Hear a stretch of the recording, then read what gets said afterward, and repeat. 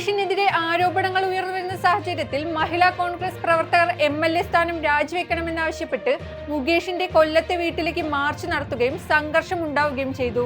Indian ഗുസ്തി താരം വിനേഷ് ഫോഗട്ടിനെ ഹരിയാനയിലെ സർവാഗ് പഞ്ചായത്ത് സ്വർണ്ണ മെഡൽ നൽകി ആദരിച്ചു. വിനേഷിന്റെ ജന്മദിനമായ ഓഗസ്റ്റ് 25-നാണ് താരത്തെ പഞ്ചായത്ത് ആദരിച്ചത്. പാരീസ് ഒളിമ്പിക്സ് ഗുസ്തിയിൽ ഫൈനലിന് തൊട്ടു മുൻപ് അയോഗ്യയാക്കപ്പെട്ട വിനേഷിന് മെഡൽ നഷ്ടമായിരുന്നു. ഇതിനു പിന്നാലെ വിനേഷ് ഗുസ്തിയിൽ നിന്ന് വിരമിക്കാൻ പ്രഖ്യാപിക്കുകയും ചെയ്തിരുന്നു. സർക്കാരിന്റേത് വേട്ടക്കാരെ സംരക്ഷിക്കാനുള്ള ശ്രമമെന്ന് പ്രതിപക്ഷ നേതാവ് VD സതീശൻ. സാംസ്കാരിക മന്ത്രിയുടെ നിലപാട് പരിശോധിച്ചാൽ ഇക്കാര്യം വ്യക്തമാകും. എന്നാൽ ഹേമ കമ്മിറ്റിയുമായി അന്വേഷണത്തിന് ബന്ധമില്ലെന്നാണ് പറയുന്നതെന്നും സതീശൻ വിമർശിച്ചു. തനിക്കെതിരെ ലൈംഗികാരോപണം ഉന്നയിച്ച യുവനടി രേവതി സമ്പത്തിനെതിരെ പോലീസ് മേധാവിക്ക് പരാതി നൽകി നടൻ സിദ്ദിഖ്.